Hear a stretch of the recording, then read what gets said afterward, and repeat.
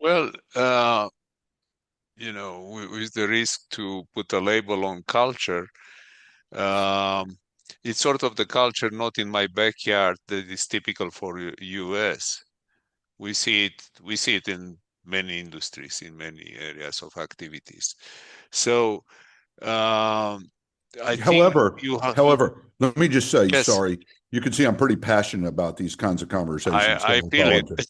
You know, except, but look, we've got some examples. All right. So Sid Kiston, two-time NFL football player, buys thousands and thousands of land owned by a family, puts a good portion of that land into a conservancy, and launches Babcock Ranch, which was the family name of the ranch. And Babcock Ranch was designed to meet one standard, to withstand the direct hit of a Category 3 hurricane. Okay. And unfortunately, it came about in most people go, I've never heard of Babcock Ranch until I described the story. Yes, you have. So Hurricane Ian hits the west side of Florida, goes right across Sanibel Island, part of western Florida, tears it up, goes right across Babcock Ranch. They lost a few trees, maybe a few tiles. Never flooded. They never lost power. So much so that FEMA and the Florida emergency operations used part of Babcock Ranch to. The proof is there are some examples in the United States where private developers, communities, investors are leaning into it. We just don't have enough and we're not scaling quick enough. That's true, but you're absolutely right. And actually, I hear your passion, and I would say that you need a large number of people with the same passion that convert it from data, from analysis, from yes, we know how to do it, yes, we can invent in that. I'll go back to that in a second. Um, to actually transfer it to emotional. As a former Right. CMO for Huawei, as you know, I understand that a lot of the decisions are made emotional and then use data to justify it Right. Right. instead of going and saying, okay, the data tells us we have to do this, let's act. And I think this is a human characteristic, especially, Right. telecom industry, IT industries are typical of that. Look, they behave emotionally right now with AI. They clearly overbuild the amount of AI. And a question for you, do they overbuild and do they pay attention to the climate? Do they pay attention to the environment? I'm, I suspect no. I don't know. Well, I think, and my sense is that I kind of divide the world into three types of people. Maybe too simple, but this has just been from all of the work and things I've done.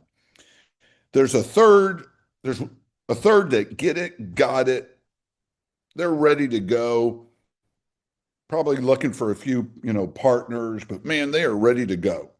Another Right. third get it, got it, but they're not completely sure how to take that first step. And then there's a third person who never gets it, doesn't want to get it, is against it, making money off of the old ways. We spend far too much time trying to convince that last third. I think if Absolutely. we could find more champions, more folks that have realized, I don't care if they realize that it's an economic benefit and better return if they do what we're talking about. That's okay. If they do it because they're passionate about the improvement of society, the E and the S, whatever it is, we need to get those folks that are that first group that are ready, understand it, all but for certain things that limit them. It could be capital, okay? And that other person, represented by get it, got it, but they're not sure, right? If Sure. we can unleash and partner and collaborate with those who really want to lean into it, We don't care if it's 5 people or 50, so to speak, 5 communities, 50 communities, five Right. mayors, 50 mayors. We do not care. But here's the one thing, Manuel. All right. Stop studying it. Start putting money into moving dirt, building, constructing, retrofitting. Stop studying it. Just get on with it, right? Right. And I think, I'm looking at governance of companies. I'm looking at the executives that some years ago signed a letter about sustainability. I'm looking at executives and heads of governments gathering on these COPs events. One is just going on as we speak. And uh, I see a very strong pendulum, right? They would like to do it, but then they get hit by something else, a policy change, the naysayers winning, and so on. So it seems to me, I hope the trend is positive. I hope the trend goes in the direction you're saying, but I still see a lot of governance issues. I was listening this morning to Pichar giving an interview to BBC, and he was Mhm. saying, we need electricity, we need more electricity. And Right, yes, we have a net zero, but we don't know if we're going to keep it. Let's Google. right, right. So, So, what, so, right, yes, we need more data centers. We want more AI, you know, all those kinds of things. And then, of course, now what we realize is that they are huge energy hogs. Okay. absolutely. Right. Here's what I don't want to offend any of your listeners. We have always, both me personally, professionally, everybody associated with us completely understands the transformation in what is happening in the climate. Okay. Again, thinking of the word intensification as an example that when you describe the causes of or the cascading effects, right? Right, But we decided not to use climate change, climate resilience, or ESG because I jokingly have said, and you heard me say this when we were prepping for this. My friends on the left don't think I'm going far enough, and my friends on the right think I work for George Soros, and then I'm just caught in a circle debate about yes, what's become toxic. In reality, we fortunately, you know, branded future-proofing America, which seems to be a safe but encompassing way of bringing green tech, sustainability, insure tech, prop tech, whatever you want to, info tech, all these things into alignment. I just hate to get into debates about the E, the S, and the G, which are three separate. Okay. It is not worth the time to debate. It is worth the time to start doing what can be done. Yes, there are significant commitments, as you said, that have been backed off on about emissions and all. All right. I think words really do matter, Manuel, in how we introduce words and actions and investments in a way. I'm not trying to soften the punch. I just think that we sometimes allow ourselves to get caught in political debates when in reality this is financial, economic, fiscal with an F, and societal, and we have really focused on bringing those four into alignment. Am I making right. some sense? Making a lot of sense, total sense, I shall say, Richard. And I'm Well, very please happy call that my wife because you she'll never believe that I made sense on any day. But I'll send you I an love her. email. How about that? Yeah, yeah. Well, Uh, I'm But interested in asking you, kind of. So you've had a but lot of here these calls. right, here is the challenge. right. The challenge is where is the uh, where do you apply the force? One, you control the message. You can control the message. We can Mm, find, but in today's deafening media, right, with all kind of messages and so on, you need almost an organization, and that's what I recommend to startups. Actually, I'll transfer the same information. I'm mm, asking startups, okay, how much you invest in technology? 80%, 90%. How much you invest in marketing? Well, marketing is in the future. It's like, no, if you don't invest about the same amount you invested in technology, in marketing, you mm. have the brightest idea, and the Chinese will say thank you and take it for free. Right, right. But I, that's aren't you the, really, wait, aren't you really saying, um, because I think even sometimes marketing, the phrase marketing gets a little rough patch. I think what you're really hinting on, not hinting, but also hitting on, and it's something that this program, I think, has taken on. It's communicating, it's communications. It's not marketing, it's how we communicate to the benefits, the in use, you know, the impacts, right? I mean, is that, oh I think that's what you're really yeah, saying is it's yes, really and communication. there is a part of marketing has a bad name, but Marcoms, marketing communications, is a short name Right. for exactly what you're saying. Yes. Uh, what we don't, you know, when you are in science, you are in sort of an ivory tower. Right. Right. And now I see companies that essentially put in place AI and marketeers for internal communications because people, again, people are complex, saying the least. And Right. we tend, if we communicate scientifically, they say, "Oh, it's math, it's science, it's models." Right. Uh, I don't want to spend the time to understand. Yeah. When you, so the, the really influencers, as you see them, there are the ones which communicate emotionally, Mhm. uh, pardon me, but sometimes non-factually, to Right. use a nice Right. term Yeah. for Yeah. saying Yeah. not saying the truth. But yes, and marketing has this bad name, so let's use communications, right? But this message has to be communicated, and then there is a reverse process where people that are interested, this third of people that are interested, coalesce around the message. And now you have a movement. Because You know, otherwise, we and I know we're going to run out of time in a little bit, but I think you've hit on something. Um, Not I think, I know you have.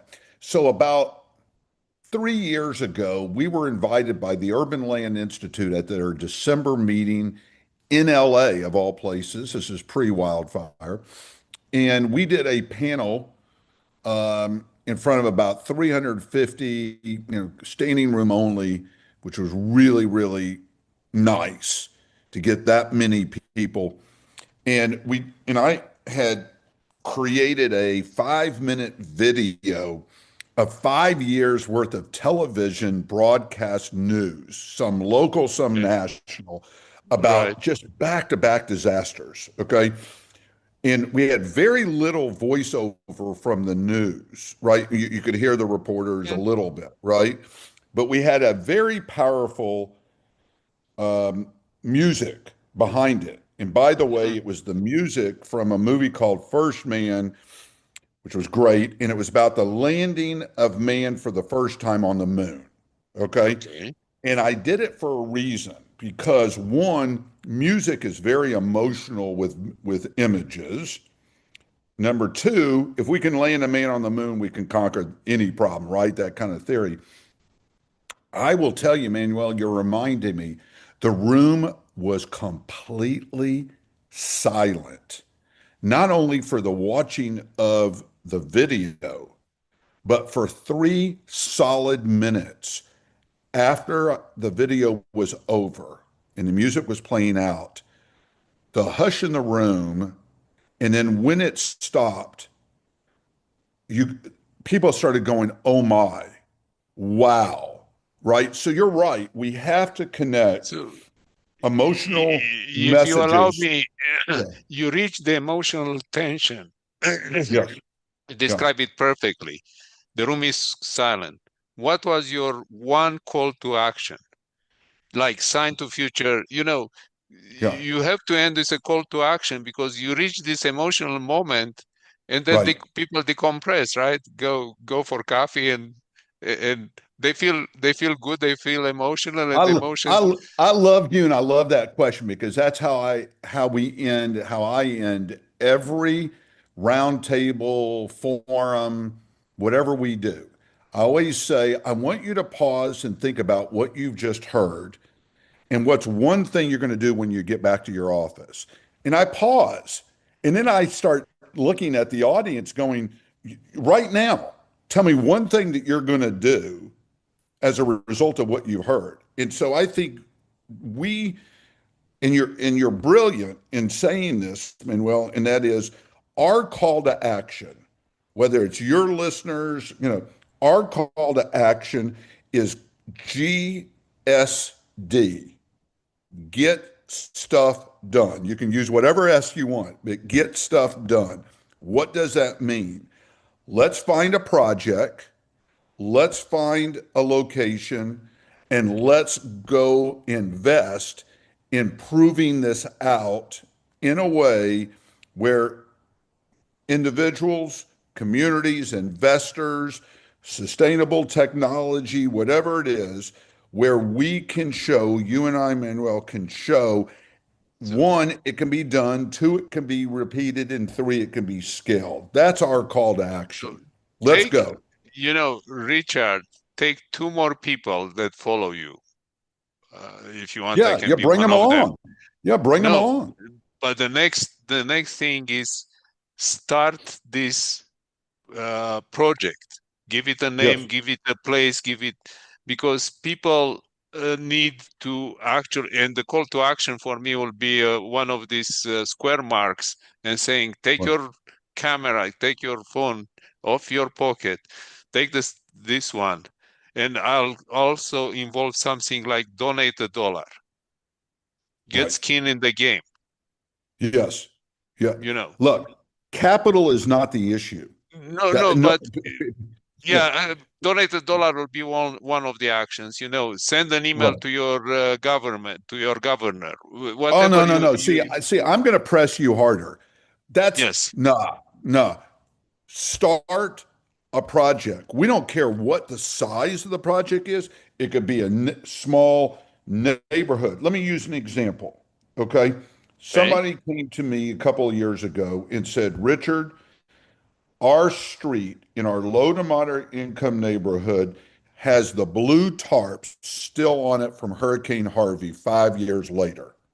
okay, Wow. Wow. So what are we going to do about it? Well, what do you mean, Richard? What are we going to do about it? Okay, this neighborhood has blue tarps on it.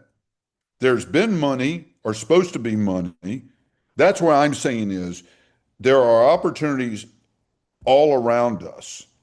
And the call to action that we're okay. both saying is, I don't say it's $1 here or call your, use your hands, use your relationships, use more people. I'll end on this. So We believe that the I, first I'll change my tune and I'll say, yeah, look, name a pro. When you leave this room, take this picture. When yeah, you send me an email with one small project, small, yeah, that is the result of my or of this presentation, of this colloquium, of this right, gathering. right, Send yeah, me an email. Could be about as you said, it's not necessarily funding, but can be about action. One email which yeah, starts, "My action is." right. And so, to that point is sustainability and resilience go hand in hand. All right. Right. And one of the things that we, have said is, look, we can fix the sticks and bricks every day.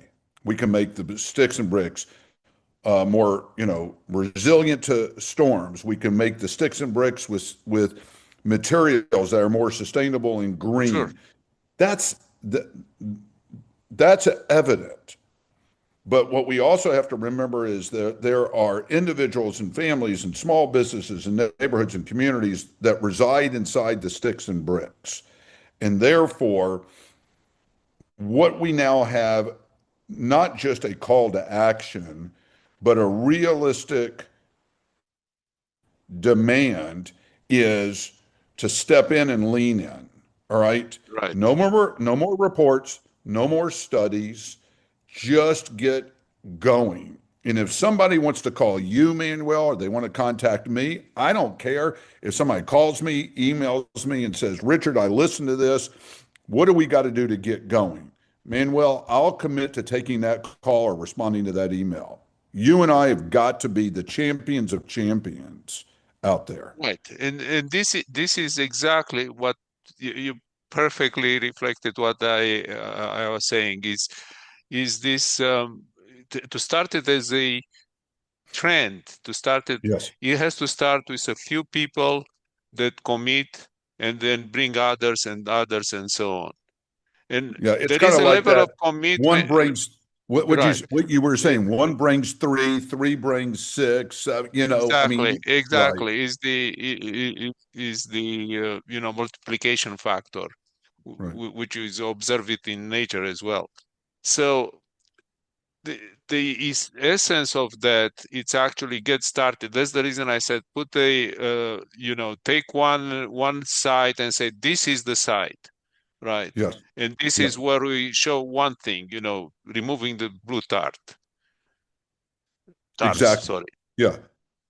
Listen, I fear that you and I could go for hours, my friend. I am in awe of what you've done with the Institute, with AKFI, with what you're doing.